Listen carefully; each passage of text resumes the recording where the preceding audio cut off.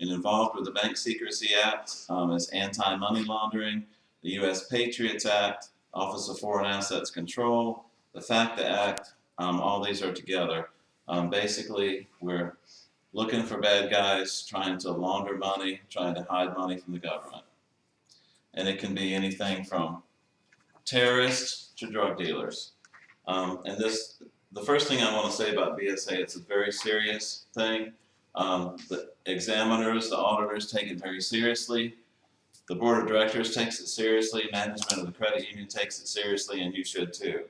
Because not only can the credit union pay serious fines, but you as an individual, if you do the wrong things, can actually go to prison and pay serious fines yourself. So pay attention to this and ask if you have any questions.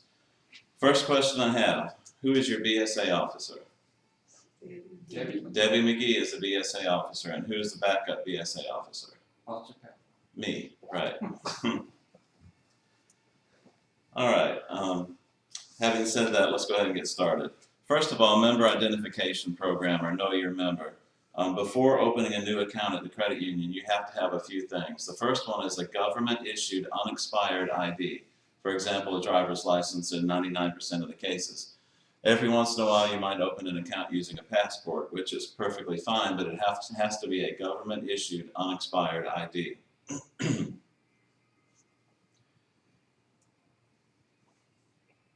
If you cannot form a reasonable belief that you know the true identity of the person in question, the one who's wanting to open the account, contact the BSA officer.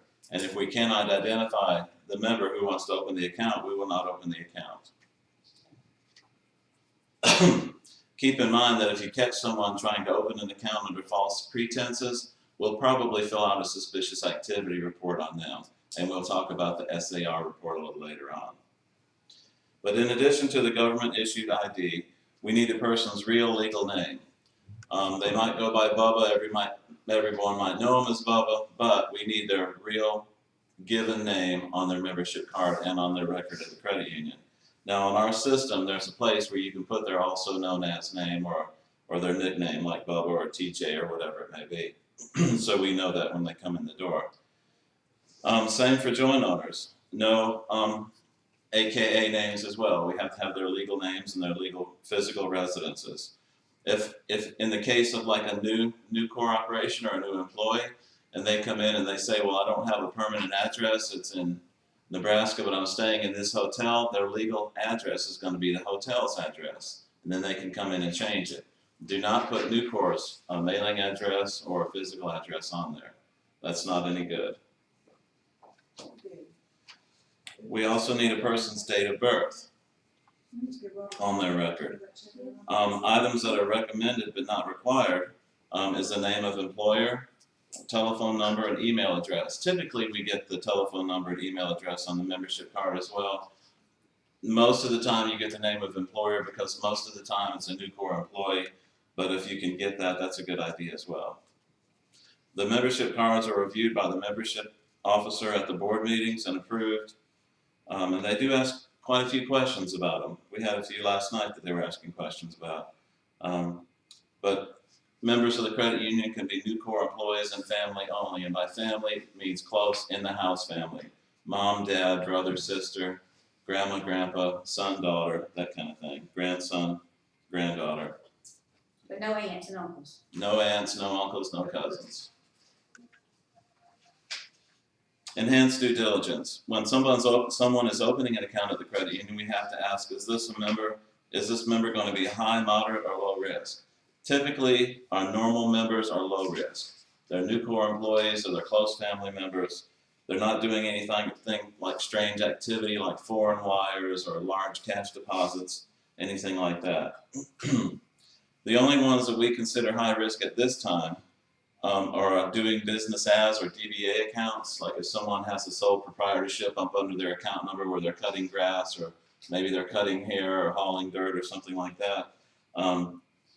If these kind of individuals hit our excess deposits and withdrawals report that we review here in Florence every morning, then we consider them high risk as well, and we have to track them at least on a quarterly basis. And you can read some of the examples that may cause someone to be high risk there. keep in mind that if we do a non-member transaction, for example, if a member gives a non-member a check and the non-member comes into the credit union to cash it, we have to do demand scanning in OFAC to make sure that we can cash the check for that individual, make sure they're not a terrorist or an outlaw. And to do that, there's instructions in your outline here on how to do that demand scanning. And if someone does come in and they cash a large check, we've had them $10,000 or $12,000 come in and cash a check for a member or on a member's account. You have to get the person cashing the check social security number, you have to get a copy of their driver's license number and where they work. If you don't, we will not cash the check for them if they refuse to give it to us, okay? And having said that, realize that we do not have to take any check that a member gives us. We can say no. We've had several instances where we felt like it was a fraudulent check. A person would come in with a $3,500 cashier's check from Bank of America or somewhere that looked perfectly fine. And we'll say, well, where did you get this check? Well, it's none of your business. We hand the check back to them and say, you'll have to go somewhere else. That's perfectly fine. However, usually what happens when you ask them where they got this, well, I started a new job. Well, what kind of job is it? Well, it's an internet job. Well, do they want you to wire them any money back? Well, yeah, they said I need to wire them a certain amount of money back to keep the rest. Well, that's a scam. So we will not take that check at all. But do realize we don't have to take any checks. If you have any questions, call Debbie or myself and we'll help you with it. Before you get into trouble and the member's involved in fraud, and we have to actually prosecute our member for fraud if they won't make it good.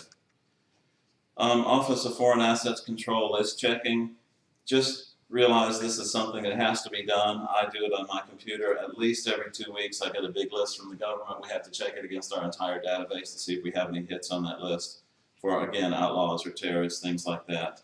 And if we do, we report those to the government as well. Let's go on to the currency transaction reports, number 5, the CTR.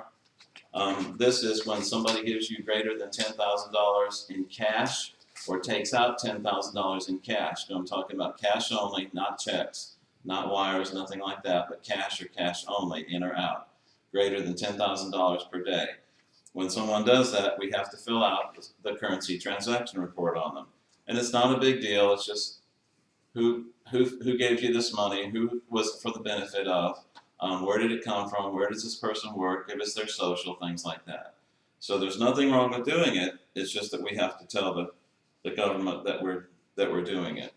And again, this is an attempt to stop terrorist or outlaw activity on behalf of our government.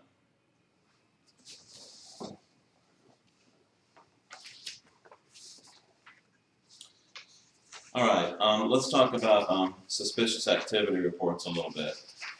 Suspicious activity report is a little different than a CTR, a currency transaction report. Of course, the currency transaction report is filed when a person gives us $10,000 or more in cash a day or takes out $10,000 or more in cash a day. A suspicious activity report is more of an insider thing. If we suspect any kind of unscrupulous activity, we'll file a suspicious activity report.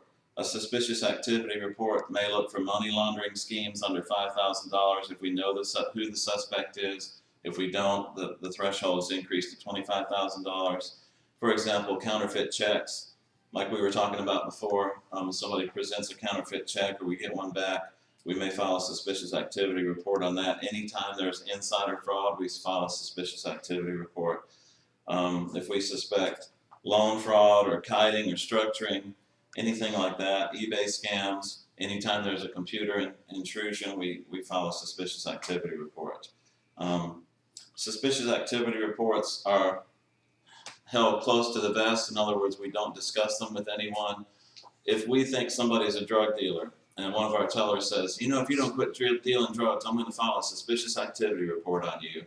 Well, you can't do that. First of all, for obvious reasons. You don't want retaliation from the crook, and you don't want to tell anybody else what you've done. If you don't tell anybody else, you have certain protections under the law where you'll never have to testify that you filed that report or why you filed it. But if you blab about it, you lose all your immunity and you have to testify in court. So for obvious reasons, we don't talk about suspicious activity reports. Each month at the board meeting, if we file one, I always tell the board members we filed one, but I don't necessarily tell them why we filed it or not who we filed it on for sure. We keep all of these records for 5 years once we do this.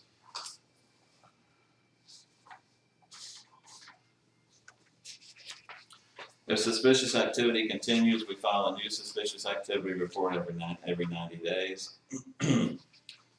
All right, let's talk about anti-money laundering. It's a crime and terrorism fighting tool. The criminal wants to fly under the radar. Structuring is a major indicator.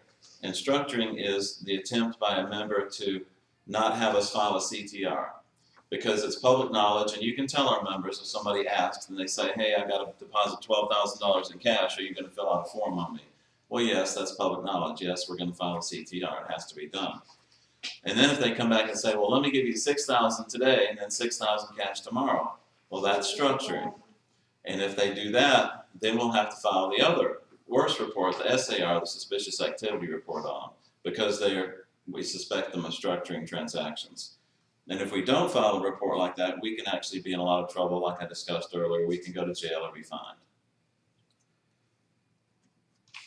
Now, I hope that no one in this room or that's watching on YouTube would never say to a member, don't give me $12,000 cash today, I'll have to fill out that form. Why don't you give me 6 today and 6 tomorrow?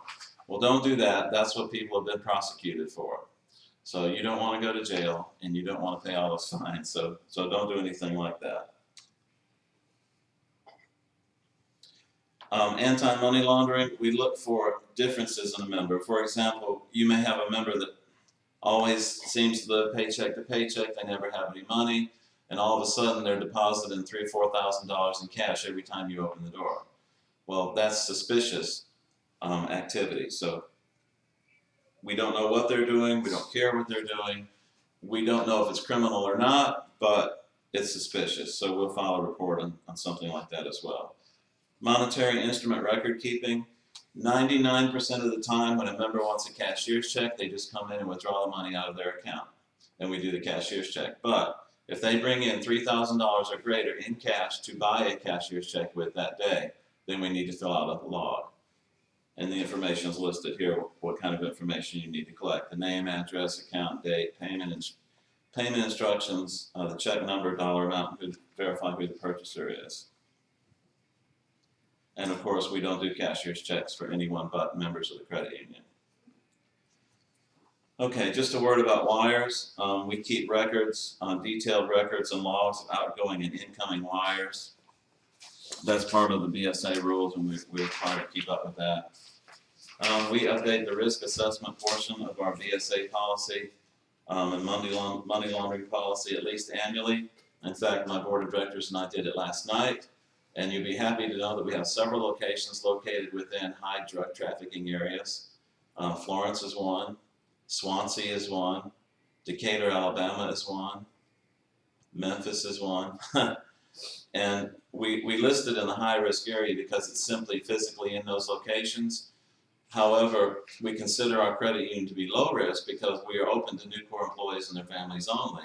And in most cases, you have to go behind Nucor security to even get into the branch. So that's how we handle that. In addition, there are areas called high financial crime areas. Now, for some reason, the entire state of New York is included in the high financial crime area. So our offices in Auburn and Chemung, New York are considered high risk as well. However, they're up inside Nucor facilities, only open to Nucor people, basically our own family that we know. So we consider those not to be real high risk as far as we're concerned anyway. All right, everyone has to be trained. All employees of the credit union have to be trained and sign that they've been trained, along with the board of directors and supervisory committee members. In addition, if you're a new employee, you need to receive this training before you start doing transactions on your own, and sign the sheet saying you've received the training. Every year, at least 12 to 18 months, a CPA currently comes in and they check behind us to make sure that we're following our BSA policies and procedures like we should. In addition, the state of South Carolina comes and examines our books every year and asks the same questions about our BSA, so they audit it as well. A notice, like it's in your training outline, it says notice the Patriots Act of 2001 obligates all persons seeking to open an account to fully comply with identity verification requirements of the Bank Secrecy Act as amended from time to time. That needs to be posted somehow, way, or form in your lobby at your office. Doing business as accounts, we do have a few accounts like that. Again, they're member accounts that members are using to do their business through, and it's a business operated solely under their social security number. Again, things like a hairdresser might do this, or a yard service might do this kind of thing. But if a person wants to open an account like that, and you're not familiar with it, call us and we'll show you how to put DBA in front of their name so that we can track it on the computer. And in addition, there's a special form that someone like that is going to have to fill out before they open an account, and it's called the Business Account Due Diligence Questionnaire. And it asks things like, what kind of business are you in? What's the business's name? What's the purpose of the business? Do you have a license? How long have you been doing this business? Are you doing any internet gambling with this business? On the second page of it, how many deposits do you think you're going to make? How many cash withdrawals are you going to make? Things like that. And usually, when members come in, they say, I don't know. I might deposit 10 checks a week totaling $1,000, just as an estimate. And what we may find is 6 months later, they're depositing 30 checks a week for $10,000. Well, then we have to ask them to come back in and we fill out this form again. And it just shows that we're monitoring these DBA accounts for excess activity.